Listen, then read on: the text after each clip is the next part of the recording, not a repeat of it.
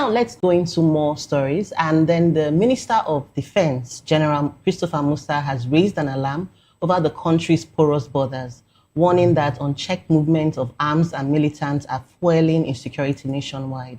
His concerns were underscored by fresh violence in Delta State, where suspected Fulani militants unleashed mayhem on a local community, leaving residents in fear and demanding urgent government intervention. At the same time, the defense headquarters clarified that the government does not pay ransom to kidnappers, despite widespread public assumptions, insisting that such claims only embolden criminal networks. These revelations highlight the deepening crisis of trust between the citizens and the state, as ordinary Nigerians grapple daily with kidnappings, banditry, and communal clashes that seem to defy official assurances of safety.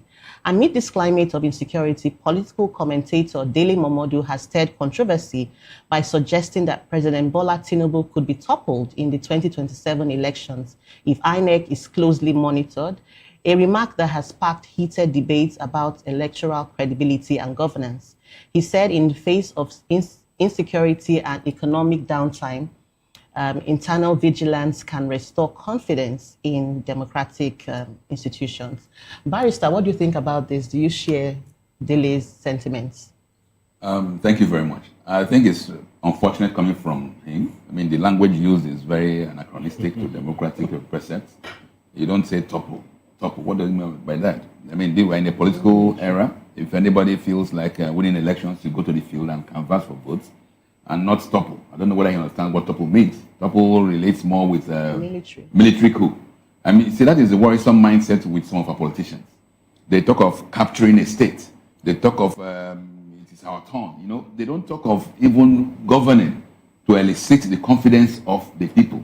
So Mr. Momodu's comments there were sad, and then maybe in a serious crime, he should be invited to explain what he means by topple. But then I also heard what you read about the Minister of Defense and his utterances. They are also sad in the sense that when you say that the porous borders, for goodness sake, we have a customs office, we have immigrations, we have borders, people who should be at the borders.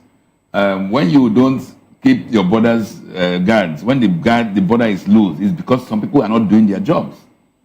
Like, for instance, the customs, you see them coming to mount roadblocks deep inside Benin, Asaba. What the hell are they doing there? They should be at the borders, trying to guard the border or the immigration officials. But you find them extorting from people right inside the communities. The issue of insecurity, I hope this is not the trend General Musa will take. Because I know he's very eloquent. I've watched some of his interviews. He speaks very well. If you look at him, you think everything is okay. But the reality is this. He knows that the whole thing is messed up. And the bulk of the problem lies in what they spend the humongous sums allocated to the Ministry of Defense for. Over 5 trillion in the current budget. And meanwhile, there's little or no drone facilities. This is the basic. Even as a cameraman, you have a better view when you have drones. But the military, the police have minimal number of drones. Yes, so it's sad. Technically speaking, who should we hold responsible for the porous border situations? I mean, between the customs, the immigration, and the government itself. When I say government, I look at the president, I look at the presidency, and I look at institutions that should provide like customs and immigration. Between these three institutions, who should we hold responsible when military comes to tell us, oh, people are infiltrating the country because you have porous borders? Who should be held responsible? My response to most of these issues of who do we hold responsible is Mr. President. And the reason is obvious. The buck stops at the president's table. And he has been instrumental in most of the inefficiencies.